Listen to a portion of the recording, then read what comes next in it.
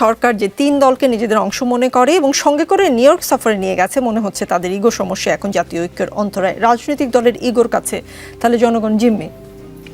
ধন্যবাদ। আমরা কমিশনের মিটিংয়েও দুষ্টামি করে ওনাদেরকে সিকিউরিটি কাউন্সিলের মেম্বার বলি আর কি, যে জাতীয় নিরাপত্তা পরিষদের সদস্যরা ওই পাশে বসছে এবং আমরা প্রায় বলি যে ওনাদের স্লিপ দিয়ে কথা বলতে হয় না, ওনারা একটু হাত ইঙ্গিত দিলেই ওখানে মাইক চলে যায়। আর আমরা যারা নমশূদ্র পল্লীতে বসি ওখানে আবার স্লিপ দিতে হয়, নাম পরিচয়, ওটা আবার তালিকা করে তারা ভেটিং করে তারপর সময় দেয়। তো এই ধরনের আলোচনা আমরা তখন করেছি এবং রিপিটেডলি তাই দেখেছি আর কি, যে 3 দলের সাথে মিটিং, মাঝখানে 1-2টা মিটিংয়ে দেখলাম যে অস্থায়ী নিরাপত্তা পরিষদের একজন সদস্য যোগ হয়েছিল, পরে দেখলাম আবার বাদ হয়ে গেছে, ইসলামী আন্দোলন বাংলাদেশ, এরকম 1-2টা ঘটনা ঘটেছে আর কি। না, আমার বিষয় হলো যে মূল বিষয় যেটা হচ্ছে যে মানে বাংলাদেশের রাজনীতিতে আপনার ন্যাশনাল ইন্টারেস্টটা কাজ করে কম, এইটা হিস্টোরিক্যালি হয়ে আসছে, যে এখানে দেশের থেকে দল বড়, দলের থেকে ব্যক্তি বড়, এবং এই বড়ত্বকে জাহির করবার জায়গা থেকে বারবার দলগুলো ভুল সিদ্ধান্ত নিয়েছে। এবং দলের কর্মসূচি পালনের মধ্যেও দেখবেন যে এক দল আর এক দলকে মাইনকা চিপায় ফালানোর চেষ্টা করে বেনিফিট নেওয়া যায় কিনা। কালকে এটা নিয়ে সায়ন্ত ভাই সহ আমরাও এক জায়গায় তর্ক করছিলাম আর কি, আরেক জায়গাতে। তো এইটা করতে গিয়ে যেটা হচ্ছে, দেশের স্বার্থ ক্ষুণ্ণ হয়। এবং যেই কাজগুলো যদি আমরা গুড ফেইথে বসতাম, কমিশনে অনেক মিটিং আছে, অনেক এজেন্ডা আছে, আমরা আধা ঘন্টায় শেষ করতে পারতাম, সেটা 3 দিন ধরে আলোচনা হওয়ার পরে নোট অফ ডিসেন্ট হয়েছে, প্রয়োজন ছিল না। এরকম বহু মিটিং, বহু এজেন্ডার আলোচনাতে আমরা দেখেছি যে শুধুমাত্র দলীয় সুপিরিয়রিটি ধরে রাখার জন্য, যে আমি সেরা, আমাকে ছাড়া হবে না, আমাকে ছাড়া পারা যাবে না, এই ইগোর জায়গাটা এখানে রয়ে গেছে। এই জন্যই আমাদের পার্টি চেয়ারম্যান ওইটা কারেক্টলি পয়েন্ট আউট করেছেন। এটার মানে এটা না যে রাজনৈতিক দলগুলো কম্প্রোমাইজ করছে না, কিন্তু প্রশ্ন হচ্ছে কম্প্রোমাইজ করবার জন্য যে সে যে সময়টা সেভ করতে পারতো, সেই সময়টা সে আবার সেভ করছে না, সে সময়টাকে ওয়েস্ট করতেছে, ট্যাক্স পেয়ারদের টাকা অপচয় হচ্ছে। দেখেন ব্যারিস্টার ফুয়াদ, 15 ফেব্রুয়ারি থেকে যাত্রা শুরু হয়েছে, আপনার নিশ্চয় মনে আছে। তারপর বৈঠকের পর বৈঠক হয়েছে 2 পর্বে, 84টা প্রস্তাব নিয়ে ভিন্নমত সহ জুলাই সনদের একটা খসড়া আমরা দেখলাম শেষ পর্যন্ত চূড়ান্ত হলো। তখন এক ধরনের মনে হয়েছে যে আচ্ছা কিছু একটা হচ্ছে, কিন্তু শেষমেশ আমরা দেখলাম মানে গণভোট আসলে নির্বাচনের আগে হবে পরে হবে, এইটা নিয়ে একটা মতৈক্য হলো এবং শেষ পর্বের বৈঠকে এসে বাস্তবায়নের উপায় নিয়ে একমত হতে পারল না কমিশন। তার মানে এই যে আপনি বলছিলেন এত চা নাস্তা সব কি জলে গেল কিনা। আবার এটাও শুনছি যে 15 তারিখে জুলাই মানে সনদ স্বাক্ষরিত হবে। কিসের ভিত্তিতে আসলে জাতীয় ঐক্যমত্য কমিশনের 15 তারিখে স্বাক্ষরিত হবে বলে জানাচ্ছে?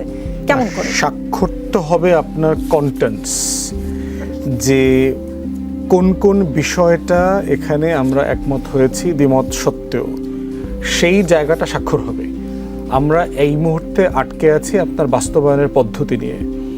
দেখেন যে আমাদের হিস্ট্রিতে আমরা পলিটিক্যাল পার্টিগুলো নিজেরা কখন কখন বসে মিলিত হয়, 2টা ওকেশনে তারা নিজেরা মিলিত হয়। একটা হচ্ছে তারা একটা সরকারকে টেনে নামানোর জন্য একত্রিত হয়, আর দ্বিতীয়ত হচ্ছে ভোটে, ট্যাকটিক্যাল ভোটে জিতে ক্ষমতায় যাবার জন্য একত্রিত হয়। আমাদের হিস্ট্রিতে প্রথমবারের মতো বাংলাদেশের রাজনৈতিক দলগুলো দেশের আলোচনা করবার জন্য, মানুষের আলোচনা করবার জন্য একত্রিত হয়েছে।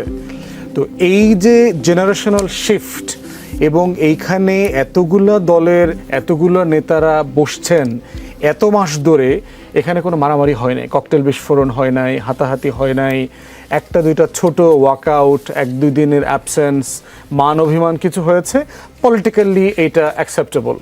এই ধরনের একটু রোমাঞ্চকর ঘটনা না ঘটলে মাঝে মধ্যে কমিশনের যে বাদামের মর্যাদা সেগুলো থাকে না, আপনারাও আলোচনা করবার টপিক খুঁজে পান না। তাই মাঝে মধ্যে ওগুলো আপনাদের খোরাকের জন্য আমরাও দেই।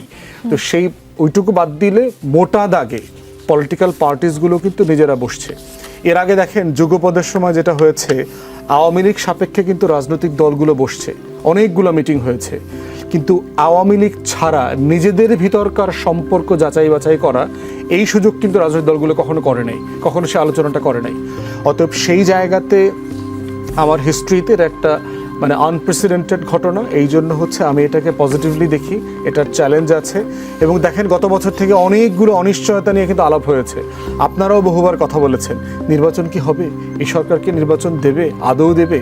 প্রফেসর ইউনূস তো দেহত্যাগ করতে পারেন, পদত্যাগ উনি করবেন না, এই ধরনের কথাও তো বলা হয়েছে এখানে। তো তো এইরকম বহু অনিশ্চয়তার মধ্য দিয়ে নির্বাচন কে আদায় করতে পারে, কে গণ অভ্যুত্থান করেছে, কার কতটুকু ক্রেডিট, কত তোলা কোন কোম্পানিতে কে কতটুকু রেজিস্ট্রেশন করবেন অবদান, এই আলোচনা করে কিন্তু একটা সেটেল জায়গাতে আমরা চলে এসেছি। আমরা এখন মোটা দাগে জানি নির্বাচন কখন হচ্ছে, মোটা দাগে জানি গণ অভ্যুত্থানে কারা কারা রোল প্লে করেছে, মোটা দাগে আমরা সবাই সবার অবদান মেনে নিচ্ছি, মোটা দাগে সবাই রাজনৈতিক ডিসেন্সি ডেমোক্রেসির জায়গাতে কথা বলছি, কথা বলতে পারছি। তো সেই জায়গাগুলোতে যেখানে আটকে গেছে আমার কাছে মনে হচ্ছে যে এটা সেটেল ডাউন হবে। না হলে যেটা হবে এটা নিয়ে আমরা পলিটিক্স করব, মানে পলিটিক্যাল স্পেস তো খালি আছে।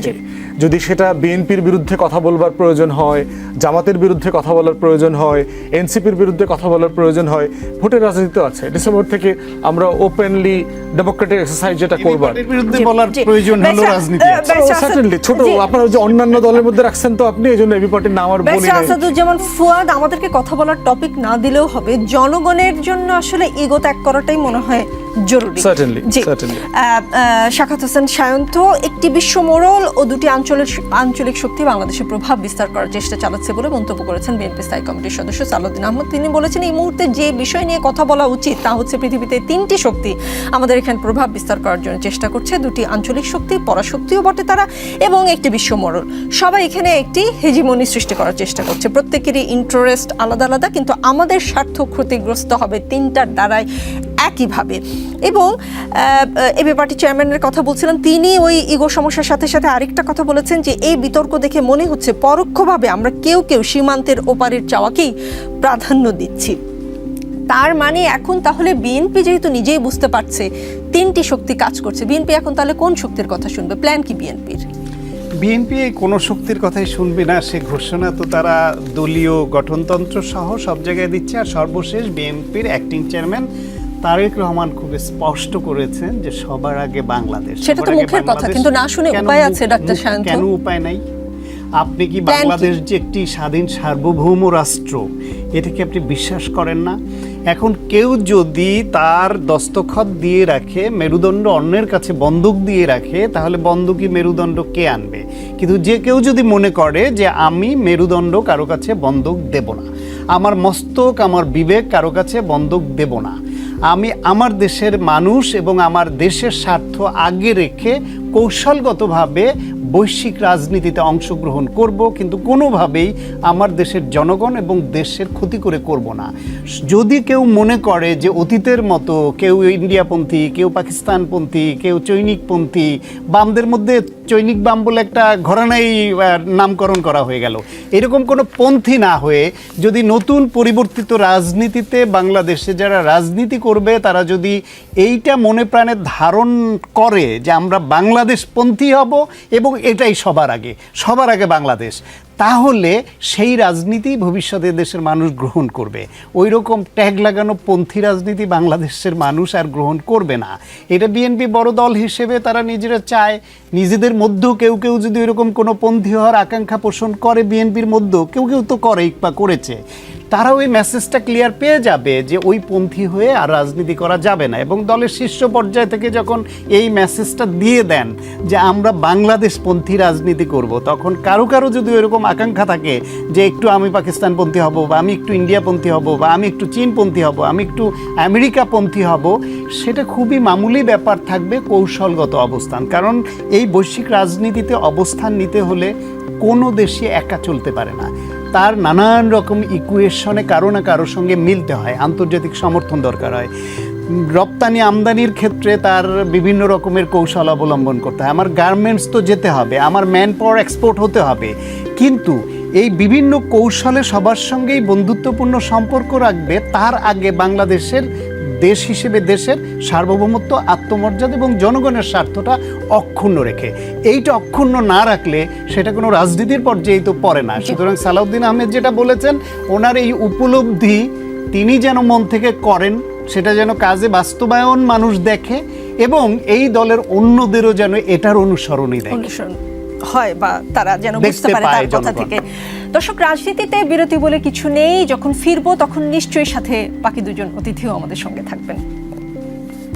দর্শক দেখছেন রাজনীতি, আমাদের সঙ্গে আছেন মাসুদ কামাল। মাসুদ কামাল গতকাল প্রধান উপদেষ্টা প্রেস সচিব শফিকুল আলম বলেছেন, তিনি মনে করেন দেশের আইন শৃঙ্খলা পরিস্থিতি স্থিতিশীল, মানবাধিকার লঙ্ঘনের যে চিত্র গণমাধ্যমে দেখা যায় বাস্তবতা তার চেয়ে অনেক ভালো। অন্যদিকে বাংলাদেশে ক্ষমতাচ্যুত আওয়ামী লীগ সরকারের সমর্থকদের গ্রেপ্তারে সম্প্রতি সংশোধিত সন্ত্রাস বিরোধী আইনের ব্যবহার বাড়াচ্ছে ডক্টর মোহাম্মদ ইউনূসের নেতৃত্বাধীন অন্তর্বর্তী সরকার। যুক্তরাষ্ট্রের নিউ ইয়র্ক ভিত্তিক মানবাধিকার সংস্থা হিউম্যান রাইটস ওয়াচ এক সংবাদ প্রতিবেদনে আজকে কথা বলেছেন। আজকে তাদের ওয়েবসাইটে প্রতিবেদনটি প্রকাশ করা হয়েছে, যেটা বলছে হিউম্যান রাইটস ওয়াচ যে বাংলাদেশে কর্মরত জাতিসংঘের মানবাধিকার দলের উচিত নির্বিচারে আটক ব্যক্তিদের অবিলম্বে মুক্তির দাবি জানানো এবং মানবাধিকার রক্ষা ও রাজনৈতিক সহিংসতার সঙ্গে জড়িত ব্যক্তিদের বিচারের মুখোমুখি করার জন্য কর্তৃপক্ষকে উৎসাহিত করা। তারা বলছে এশিয়া অঞ্চলের সেই প্রতিবেদনে এশিয়া অঞ্চলের উপপরিচালক মীনাক্ষী গাঙ্গুলি বলেছেন, রাজনৈতিক প্রতিপক্ষকে কারাগারে পুরে দেওয়া হোক কিংবা শান্তিপূর্ণ মত প্রকাশে বাধা দেওয়া হোক, অন্তর্বর্তী সরকারের এমন কোনো পক্ষপাতমূলক আচরণ করা উচিত নয় যা শেখ হাসিনার সরকারের সময় বাংলাদেশের মানুষের সঙ্গে করা হয়েছে। ওই সংবাদ বিজ্ঞপ্তি বলছে, অন্তর্বর্তী সরকারের অধীনে হাজারো মানুষকে গ্রেপ্তার করা হয়েছে, যাদের অনেকের বিরুদ্ধেই শুধু সন্দেহের ভিত্তিতে হত্যার অভিযোগ আনা হয়েছে। অসংখ্য ব্যক্তিকে সন্ত্রাস বিরোধী আইনে আটক রাখা হয়েছে। আটক ব্যক্তিদের মধ্যে বেশ কয়েকজন অভিযোগ করেছেন চিকিৎসা সেবা থেকে বঞ্চিত করা সহ পুলিশ হেফাজতে তাদের সঙ্গে অনেক দুর্ব্যবহার করা হয়েছে। এ ধরনের অভিযোগ শেখ হাসিনার শাসনামলের কথায় মনে করিয়ে দিচ্ছে। এই যে এই সরকার শেখ হাসিনার শাসনামলের কথায় মনে করিয়ে দেয়, এমন একটা কমপ্লিমেন্ট পেল, সেটা কেমন লাগবে ডক্টর মোহাম্মদ ইউনূসের? কেমন লাগলো উনি বলতে পারবেন, কারণ ওনার ফিলিংস আর আমার ফিলিংস এক হবে না। আমি তো আগে মনে করতাম ওনার খুবই খারাপ লাগবে, কিন্তু তারপর তো উনি হেসে হেসে কথা বলেন, হয়তো খারাপ লাগে না, অথবা এটা উনি এনজয় করেন, এটা ওনার ব্যাপার। ওনার ব্যক্তিগত সহ্য ক্ষমতা, ওনার ব্যক্তিগত রুচি, বুদ্ধিমত্তা, বয়স, অনেক কিছু তো ভিন্ন আমার চেয়ে, তো এটা আমরা সাধারণ মানুষ বুঝবো না। তবে আমি আপনার এই কথাগুলির মাঝখানে একটু ধরিয়ে দিই একটু। সেই জিনিসটা হলো আপনার ওই প্রেস সেক্রেটারি সাহেব গতকালকের যে প্রোগ্রামটা, ওই প্রোগ্রামে একটা কথা বলেছিলেন যে আইন শৃঙ্খলা নিয়ে যখন নাকি তারা যে প্রবন্ধটা ওখানে পড়া হচ্ছিল, উনি বলছিলেন যে এগুলি ঠিক না, বাস্তবতা অনেক ভালো। এবং উনি এটাও বলেছিলেন বাংলাদেশের এই সমস্ত মানবাধিকার সংস্থাগুলো লোকাল পত্রিকার উপর ডিপেন্ড করে এই সমস্ত ডাটাগুলি বের করে, কাজে এটা গ্রহণযোগ্য না। মানে আমি যেন শুনতে পাচ্ছি হাসান মাহমুদের কথা প্রতিধ্বনি আর কি, হাসান মাহমুদ, ওবায়দুল কাদের, ওটা মানে ইকো শুনতে পাচ্ছিলাম। এবং উনি ফিনিশিং দিয়েছেন যে উচিত হবে এ ব্যাপারে হিউম্যান রাইটস ওয়াচ, তারপরে এই ধরনের ওই নামটা উচ্চারণ করছেন হিউম্যান রাইটস ওয়াচ, এবং আরও একটা সংগঠনের নাম উচ্চারণ করছেন, ওনাদের একটা মানে আপনার মানে প্রতিবেদন দেওয়া। আল্লাহর কি রহমত, তাদের ফলো করা উচিত। আল্লাহর কি রহমত পরের দিনই আমরা বুধবার দিন এবং বৃহস্পতি পরের দিন আল্লাহর রহমতে পরের দিন হিউম্যান রাইটস ওয়াচ এই প্রতিবেদনটা দিয়েছেন। আমার জানার খুব ইচ্ছা এই যে আপনার হাসান মাহমুদ এবং ওবায়দুল কাদেরের ব্লেন্ডিংয়ে সংকর প্রক্রিয়ায় যে নিয়ে আসছেন আমাদের এখন কথা বলছেন, উনি এখন কি বলেন?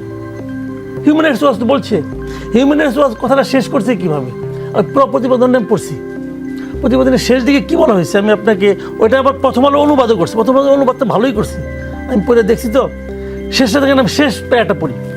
হিউম্যান রাইটস ওয়াচের এশিয়া অঞ্চলের উপপরিচালক মীনাক্ষী গাঙ্গুলি বলেন, বাংলাদেশ সরকারের সন্ত্রাস বিরোধী আইনের অপব্যবহার বন্ধ করা উচিত। আইনটি রাজনৈতিক দমন পীড়নের সমার্থক হয়ে উঠছে, রাজনৈতিক দমন পীড়নের সমার্থক হয়ে গেছে আইনটা। এর পরিবর্তে অন্তর্বর্তী সরকারের নিরাপদ ও অংশগ্রহণমূলক নির্বাচনের পরিবেশ তৈরিতে মনোযোগ দেওয়া উচিত। কী ধরনের নির্বাচন? নিরাপদ ও অংশগ্রহণমূলক করতে পারে। আমি বলছি না এটা বাইবেল, এটা কিন্তু আমি বলছি না এটা বাইবেলও না, কিন্তু যাদের মানে কাছ থেকে একটা বক্তব্য প্রতিবেদন আশা করেছিলেন আমাদের প্রেস সেক্রেটারি সাহেব, তো ওনাদের বক্তব্য হলো এইটা। জি, তো এখন বিষয়টা হলো জানেন কি, আমরা সবসময় জানি যারা সরকারে থাকে না তারা মনে করে যে তারা যেটা দেখতেছে যেভাবে দেখতেছে এইটাই প্রকৃত দেখা, অন্য কিছু দেখা না, এটা তারা মনে করে। এবং তারা জনগণ থেকে এতটাই বিচ্ছিন্ন হয়ে যায়, তারা বিশ্বাস করতে শুরু করে যে তারা যেভাবে ভাবছে এটাই জনগণের চিন্তা। আমাদের দেশের সরকারগুলো সবচেয়ে বড় দুর্বল হলো এখানে, তারা জনবিচ্ছিন্ন হয়ে যায় খুব দ্রুত। এই শফিকুল আলম তো একসময় সাংবাদিক ছিল ভাই, সে তো একসময় সাংবাদিক ছিল, সে তো মানুষের সঙ্গে মিশত। এত দ্রুত কিভাবে বিচ্ছিন্ন হয়ে গেল এই 6 মাসের ক্ষমতা?